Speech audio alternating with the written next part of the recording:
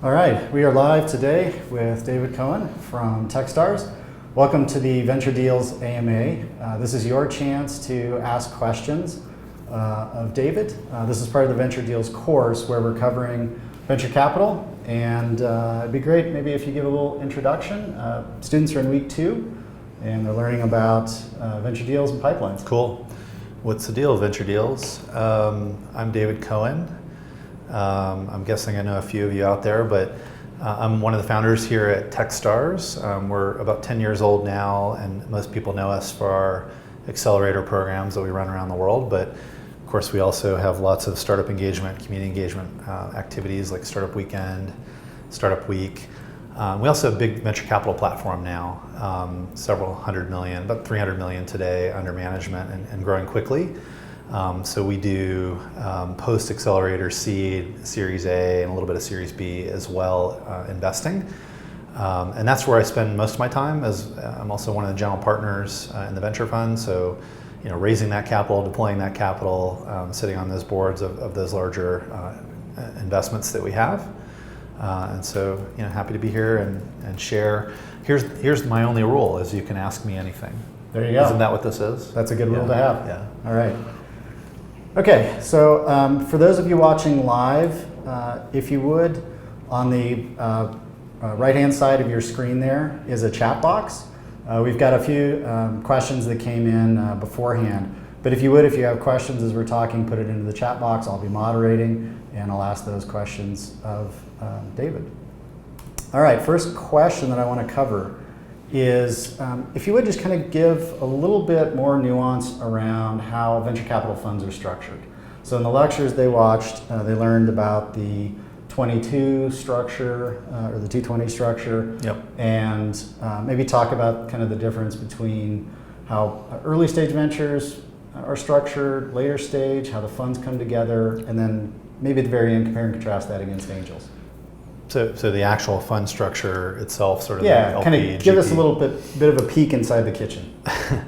Sure. I mean, maybe I could do it a little bit as a progression of my own experience, which is a little bit flipped from the way that, since I started with Accelerator, then Seed, and actually even before that, Angel. So I'll try to just spend a few minutes contrasting it, and you can redirect me to where you want me to go. But so as an angel, obviously I was investing, my own money.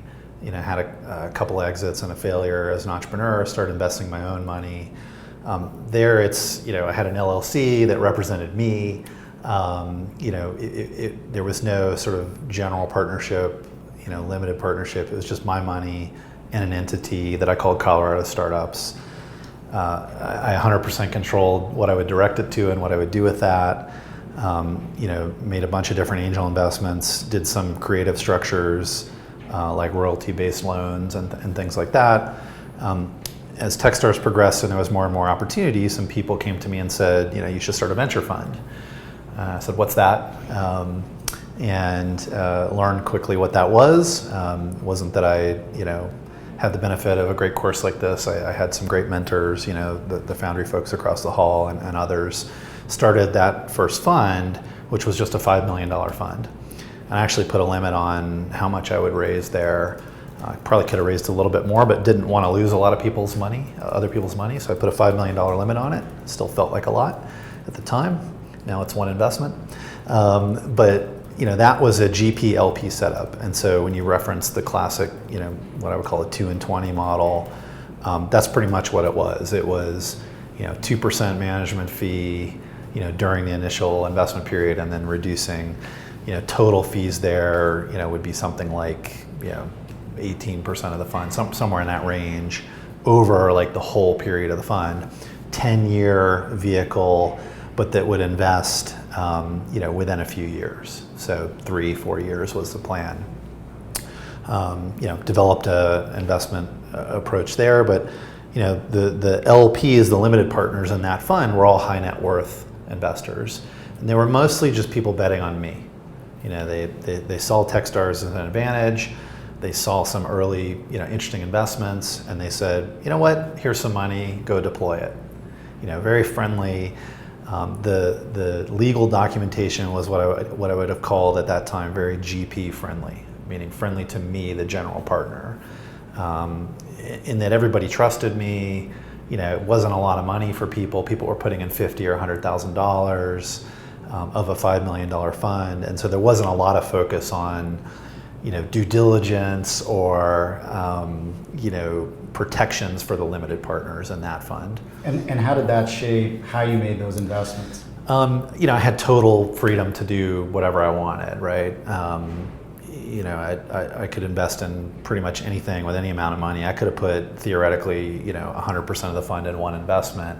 There was very little control and sort of high trust, which is typical of a small fund backed by high net worth investors. The next fund, 2012, was a $25 million fund. It was $25.5 million, slightly oversubscribed. Also high net worths. And I found that that's, for most people, about the limit of a high net worth fund in terms of the LP base. But very similar. At that time, we started to get some family offices of people that are well known, people you might see on TV or whatever that were multi-millions of dollars in that fund. And they had teams, and they started to do a little due diligence, and they started to have some terms in those agreements that you couldn't put more than a certain percentage of the fund in any one investment.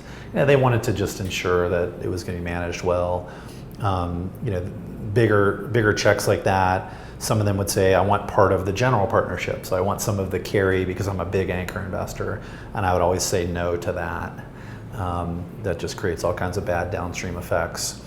And then pretty similar though, just bigger check sizes, start investing, 100,000, a few 100,000 in companies, a little bit more ownership, a little bit more follow-on, but very similar to the first fund. The third fund was an institutional fund, $155 million, totally different thing. You have people writing, 20 and 30 and $50 million checks. These are institutions and no longer high net worth individuals. So while we did allow some of the individuals that had been supporting us in the first few funds to be in that fund, it was 95% of the capital was from large institutions. So you end up with 6 or 7 investors instead of 50 in a small fund.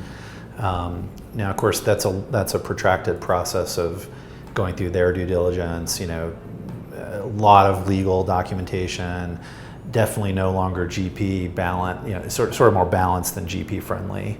But they tend to be quite standard. Sort of, you have a management company, you have a general partnership which represents the team that's making the investments, and you have a limited partnership which is limited. They're not making the decisions, but they're the capital providers. Similar type management fee, similar type carry. Some of the anchor investors maybe start negotiating for a little bit different, better carry treatment and things like that.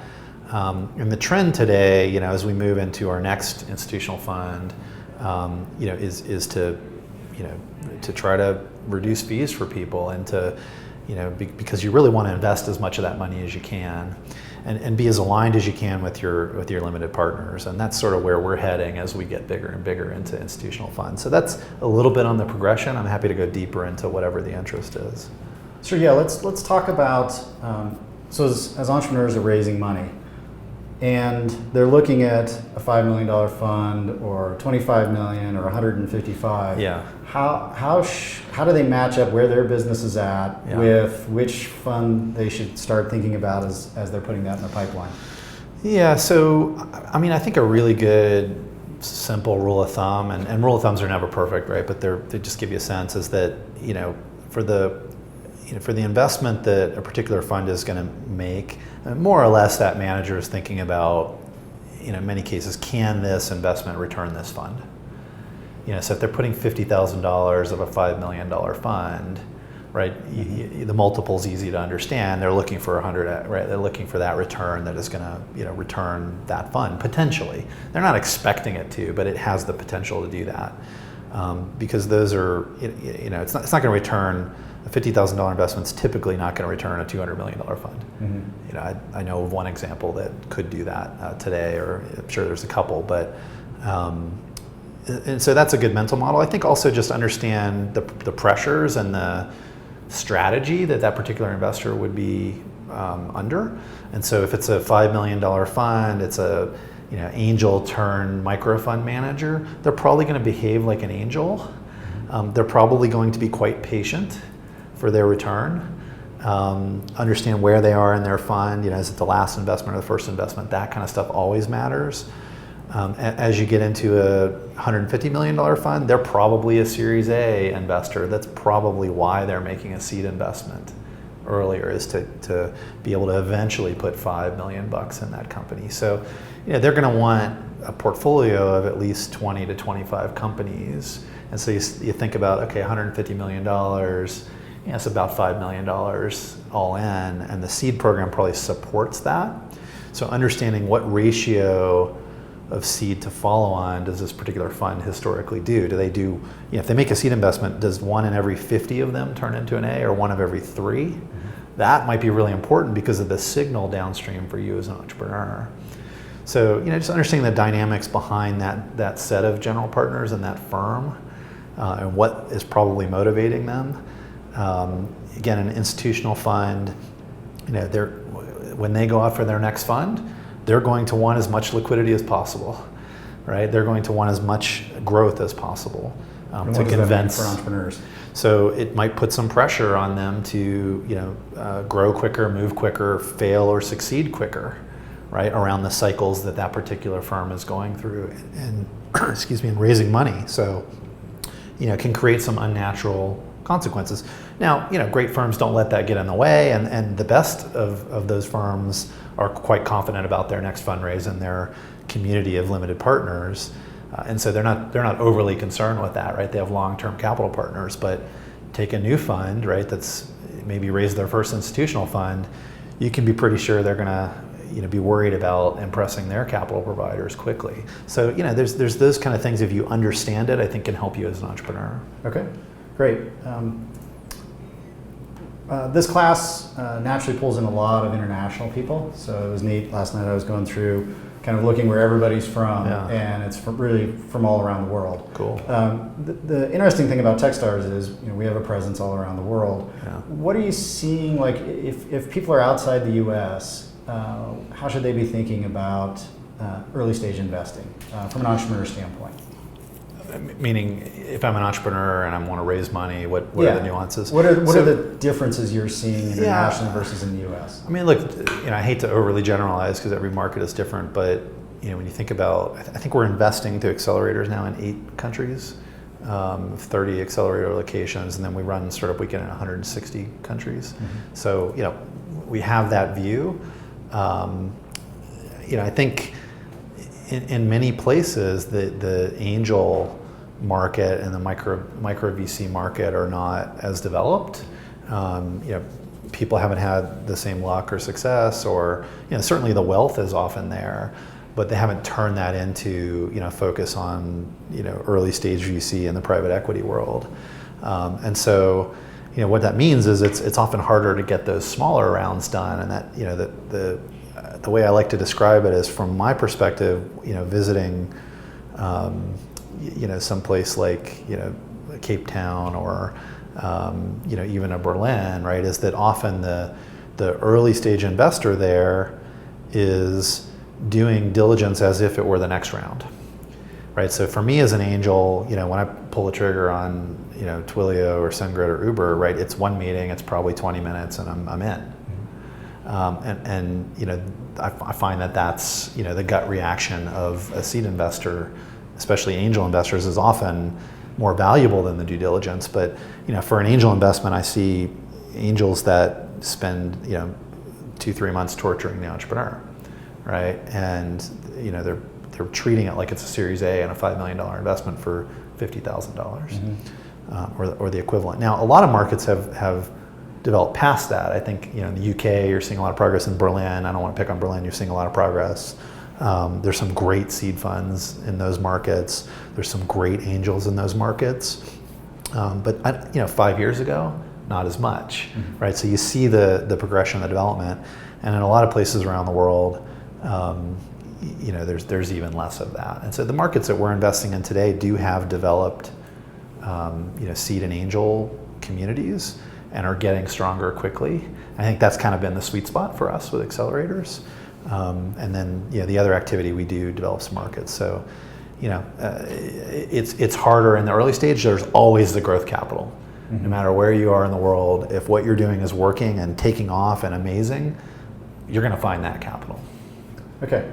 Now let's switch gears to the actual kind of fundraising process from pipeline development, but there's a lot of questions that are coming up. I think this is, when I talk to entrepreneurs, there's a lot of frustration around this where investor express interest, it seems like they're going to the next step, they're doing follow-on meetings, diligence, and then they kind of go dark. And how do you handle it when investors express interest? You haven't gotten the yes yet, you haven't gotten the no to move that along. So as an entrepreneur, I think you have to understand, and we teach this in the Techstars accelerators to every single group, that's their job, right? And if you're an investor, you do this, and I do this, and we try to be transparent about it, but it in a way is our job, is to not necessarily express false interest, but if we're actually genuinely interested, to take what I call a free option.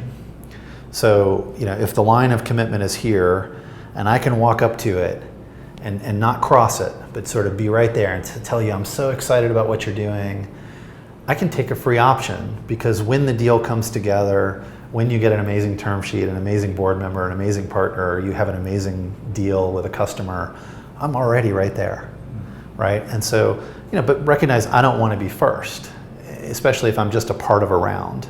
Now, I think it's different when the dynamic is, Series A investor, if they want to cross that line, they're just going to cross that line. They're going to throw out the term sheet, they're going to lead. Angels and seed funds, you see this much more with, and this frustration is there much more, because they're trying to hang out at that line without crossing it. And, it's scary to cross it, especially if you're the first one. And so, this idea that they're going dark is always bad. They should communicate with you. But, I find the dynamic with a lot of angels is I'll give you a little more homework, I'll give you a little more time, and I'm just really stalling until there's external momentum of some kind. The best seed investors and the best angels just say yes, right? Unfortunately, most of them are not the best, as in any market. I try not to care at that level, who else is in the deal.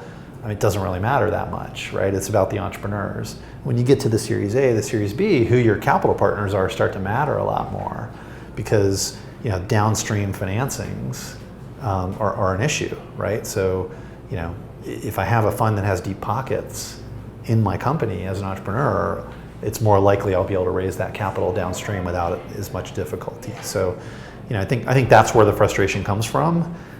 Is that a lot of investors see their job as hanging out at that line. The way you pull them over is you take away the fear, right? You talk to them about, I understand you wouldn't want to be in by yourself. I'm not asking you to write a check unless I get there, but getting their commitment, and we do this whole course, it's much like getting engaged to someone versus actually getting married.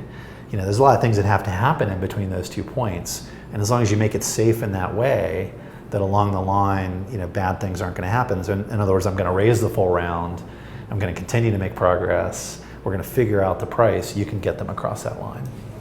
Great, thanks. We've got several questions that have come up around the difference between kind of your typical VC and corporate VCs. Yeah. And how should entrepreneurs be thinking about taking money from corporate VCs? Yep, great. So, I think the most important thing is, Brad Feld once said to me, there's no such thing as the VC, and you can't categorize it, right? And so even attempting to categorize it between corporate, and institutional classic VC is a challenge, right? An investor is going to behave differently from another investor, even in the same category. Again, generalizing, right? And it's dangerous to generalize, because people then do exactly that in every situation. It's important to look into who the investor is, how they've behaved historically, and where they're coming from. A strategic investor, a corporate investor, whatever you want to call it, brings a new dynamic when there's control involved. So control involves, a board seat, a downstream right to acquire your company, to do business with your company. If these rights come along with the investment, it's a challenge in many cases with corporate investors. Let's talk about why. Let's say that they're on the board and one of their competitors wants to buy the company. you've effectively given inside information to that activity, which could limit your exit opportunity, right? It could be shut down by that board member. It could be that the inside information is used in some way to take different action against your company. There could be that the competitor doesn't want to buy your company because they don't want to enrich their competitor, right? Who is already involved, financially in the company. They don't want to give them that win. So it has the potential to limit both business development and downstream M&A, also downstream investment from other strategic investors that might not, again, want to be in the deal with their competitor.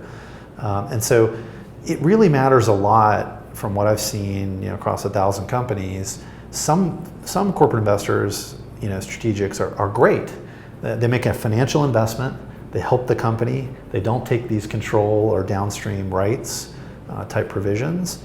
And the market dynamic is such that it doesn't matter much that they're in.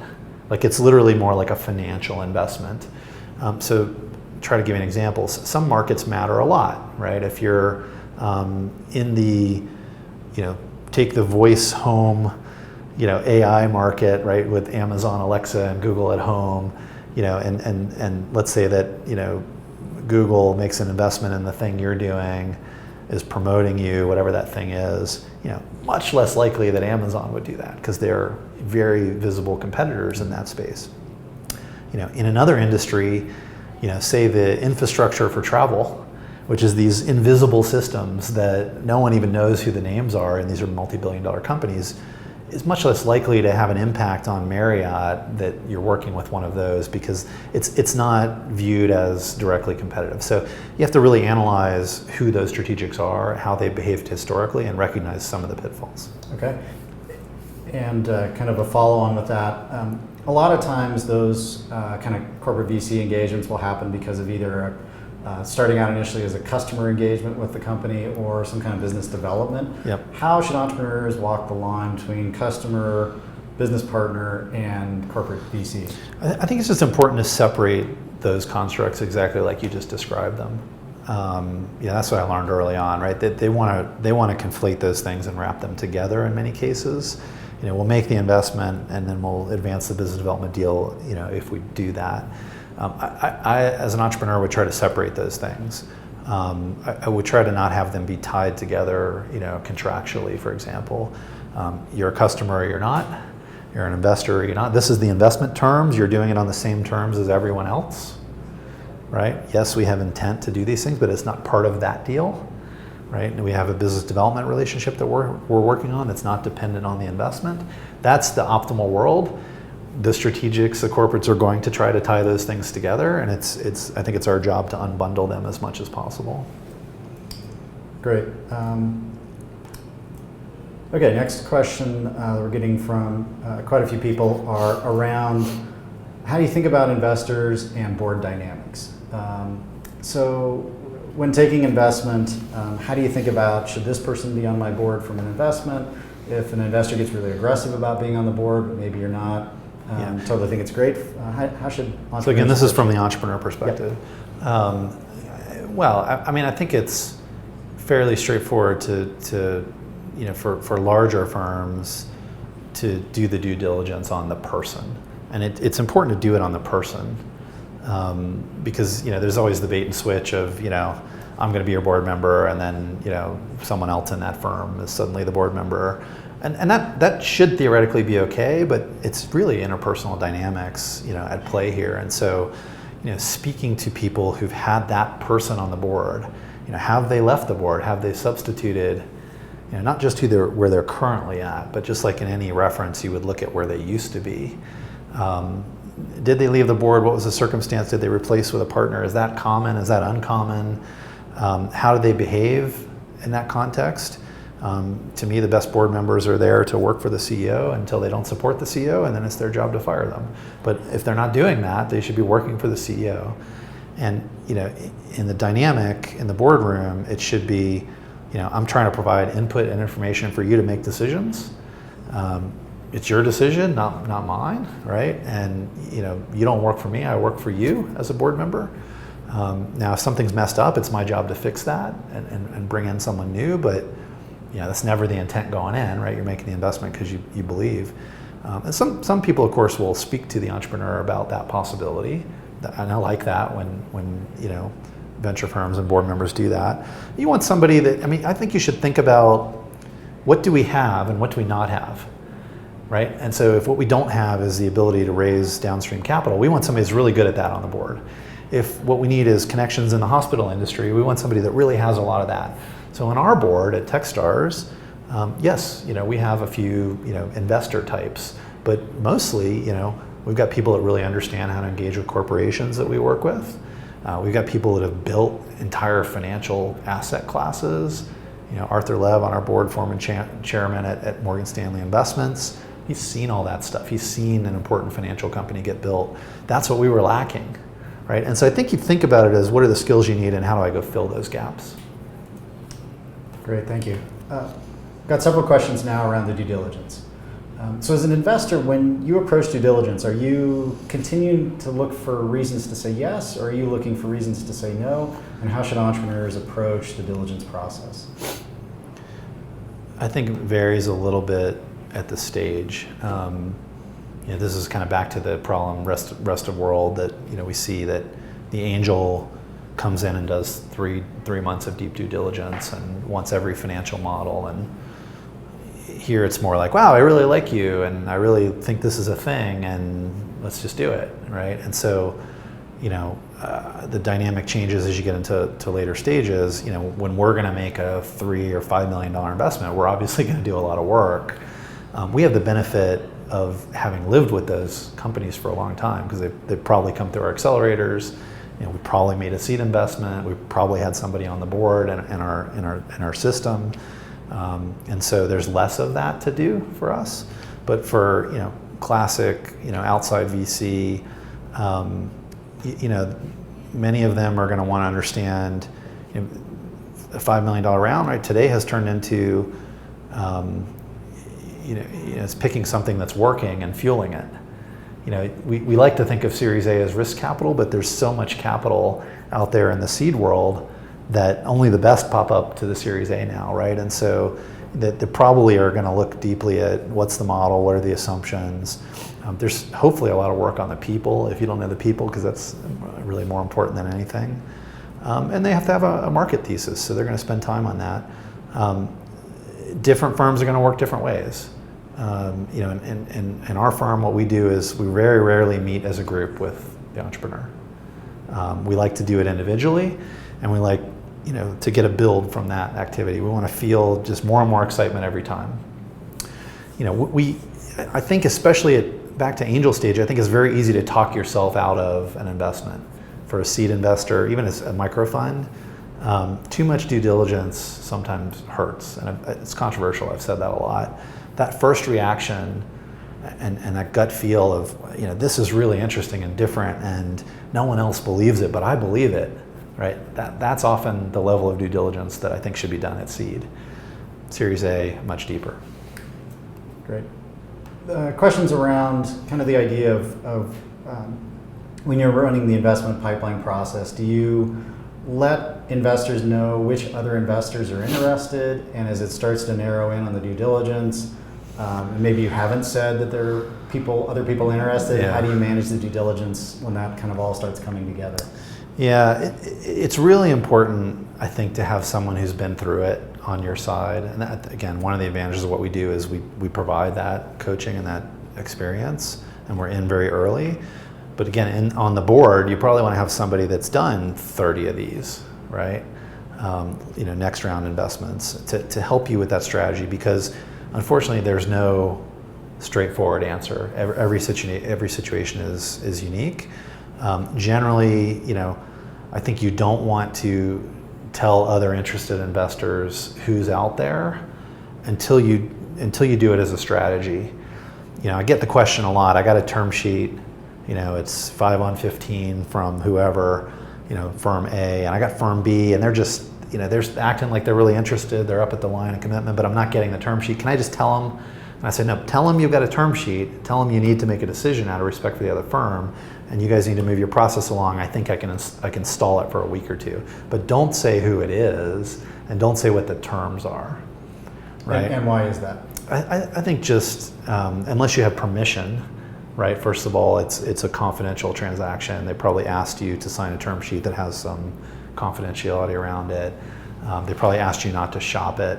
What you don't want is for the other firm to come in slightly higher and that firm to feel like you sort of use them. So let the offers come in around the same time, then pick a strategy. One of the strategies might be I want to put these two together. They're both offering me 2.5 out of 5 on 15. That's a very natural, I want to put them together. They're both deep pocketed, they both bring value. They may not. You may be using one against the other as a strategy. And so again, I think just being deliberate about it, I would never go and just disclose the exact offer to another firm, certainly without their permission. I think that has a high chance of backfiring on you, just because of how it's going to feel to the other party and sort of reputation downstream in the market. So I don't know if I hit all the points that were being asked about. Yeah, that's good. Let's kind of shift back into different types of investments. So there's the priced equity round, there's convertible debt. We've got a lot of questions about convertible debt. When is it right? What are the entities that are the right ones to raise it from? And how should you be thinking about, what have you seen around when it's time to do a priced round versus raise some notes? So I think notes, there's a lot of religion around this, but convertible notes generally fine for smaller rounds where you expect to raise follow-on capital in some reasonable amount of time. Now, if you've already raised some debt and it's years gone by and you're thinking about raising more, that's probably a mistake. Plenty of people make that mistake. Ari Newman, my partner, wrote a great blog post called about the debt sandwich, I think was the name of it, or how to avoid the debt sandwich. Great thing to Google. What happens is you end up piling debt on debt, and we know how this turns out in our personal lives if we do this, but somehow we don't get it with our companies. The interest is accruing, the discounts are in place, the caps are being put on, you raise $1 million at 5 cap with a 20% discount, then you raise another $1 million at 6 cap with a 20% discount, and everyone imagines the best case scenario, which is every round to be an up round. No one thinks about, well, what if the next round's at 3 or 4, right? That interest, that discount really adding up on you. And so many entrepreneurs that I've seen in this situation wake up and go, holy crap, I don't own very much of my company anymore. The reality of convertible debt is that when you issue it, you do not know how much of your company you're selling. And with equity, you do, right? Now with equity, everybody's very aligned. You have a price per share, and everyone would like to see that go up. With debt, you actually create a misalignment with your investors, and that misalignment grows the longer it's in place.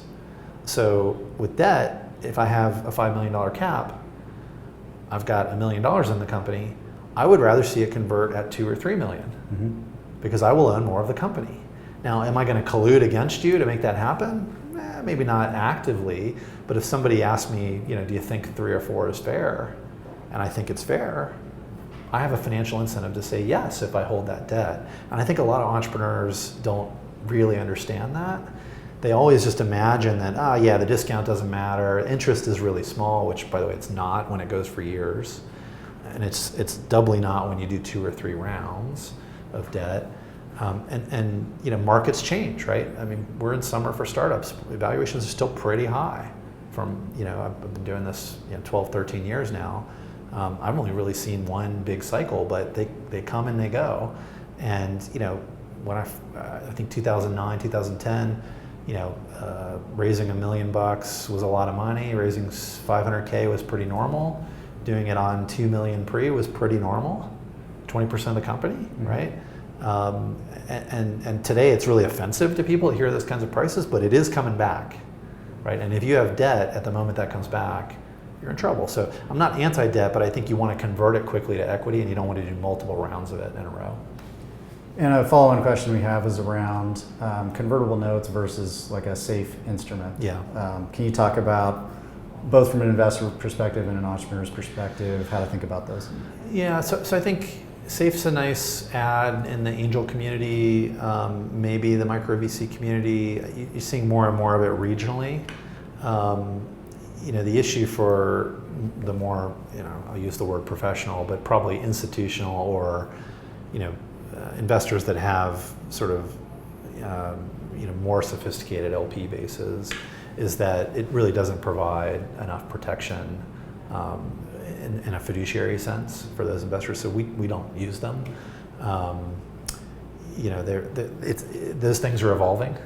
And so it's also that it's less used. It's a bit scary for people. So, I think if I was an angel, I'd be completely comfortable with it. I think if I was running a $5 or $10 million, micro fund, I'd probably be completely comfortable with it. It functionally isn't that different from convertible debt. And why take sort of the downstream fiduciary risks, when you have, big institutions as your investor, right? So that's sort of been our philosophy on it. As an entrepreneur, I think, again, great if you can get it, probably fine. Probably no different than sort of, thinking about convertible debt generally. Solves a few problems for you, right? And so you see a lot of it at the early stages. I think it's fine. I think it's a good ad. Great, we've got just... It's not new, right? It's been around for a long right. time.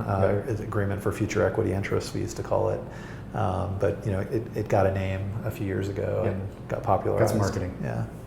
Okay, we've got about 5 minutes left with our time here today. What are some other things that you think entrepreneurs should be thinking about as they go out and consider fundraising, either the timing, from whom, the process? Kind of what are some of your parting thoughts here? Well, I think, treat it like a sales process. I think you have to focus on it. You have to be data driven. You need, Google Sheets will suffice, but you need a CRM of some kind. Who am I talking to? What are they saying? What are the next steps? And having advisors around the table that have done plenty of the thing you're trying to do. I can't stress enough, there's just no reason to try to figure it out on your own. How much is plenty? I think it's like one Brad Feld, or Jason Mendelsohn, or maybe a David Cohen is probably enough. Someone who's seen literally thousands of deals, or an assortment of people that have seen plenty, right? So whether they're board members, friends, close advisors, doesn't really matter as long as you trust them and they're active. If you don't have that, to me, that's step one. Maybe you've raised 3 angel rounds and you're going to go raise another angel round, you're probably going to be fine. You've never raised an A and you're trying to do that, or you've never raised a B and you're trying to do that, go get some people around the table. Surround yourself with great people that not only will be connected in that world, but will help you understand how to talk about it. I'll give you an example from my perspective. It's all just levels. We raised a $155 million fund in 2014. I didn't know how to do that. I've never done that before. There's 5 people that I put around the table that had done plenty of that, right? And that was the first thing I went to do. People that were active, right, that were probably gonna, some of them make an investment, but wanted to see us succeed, were very credible, and helped me understand how to even talk about, the idea that we would do that, to raise that much money was crazy at that time. The last one was 25 million. And so, trying to figure it out would have been lunacy. So it's about advisors. And is there kind of a meta message here that investors have been in your seat as far as the entrepreneur goes, as far as they have to raise money from somebody? It's no different. I mean, it's just the different levels of the same game, and it doesn't really change, right? It's so much about story, so much about the people at any level, and being clear, concise, simplifying what you're doing so that people really get it, and pitching them such that they buy into your vision, your purpose, and your mission, right? So, the pools of money in the world have surprised me as we raised more and more. I used to think that 50 million was a huge number, and now I'm talking to institutions where that's like not enough. Like they couldn't possibly invest in such a small fund. So there's so much capital out there for things that are great, and it's whether or not you're good at accessing it is what's going to tell the story. One quick follow-on, we got a couple more minutes here, around thinking of investing like a sales process. Are you trying to optimize, like in a sales process, from lead to close as fast as possible, or are you trying to optimize from sort of clumping leads so you have as many options as possible at the end? Well, yeah, it's not totally analogous to the sales process, because in sales process you want any qualified customer and you want to repeat it as many times as possible. I think with your investor base, you're hopefully looking for a high quality additive investor base and not just the money, because there's plenty of investors that'll torture you for the rest of your life even though they gave you the money, and you want to work with great people. So I do think you're trying to set up the process such that you time the action in a moment. So you may be slowing down one party and speeding up another. A classic example is you're graduating from an accelerator like Techstars. Somebody's trying to preempt the round in month 1. Keeping them on the hook until demo day when you're going to get 3 other offers is probably additive. Then again, we teach them over and over again, if you have an investor you love and a reasonable deal, don't wait, just do it, right? And so it's nuanced in that sense, but hopefully it's about quality of the people that you're getting in, not just the money they're bringing to the table. Well, David, I really appreciate your time today. Thanks for joining the Venture Deals course and doing the Ask Me Anything. On Friday, we have Brad Feld, who will be with us for his first AMA. And then we've got Jason Mendelson and Ari Newman joining us as well. So thank you, everybody, for joining us, and I'll see you on Friday.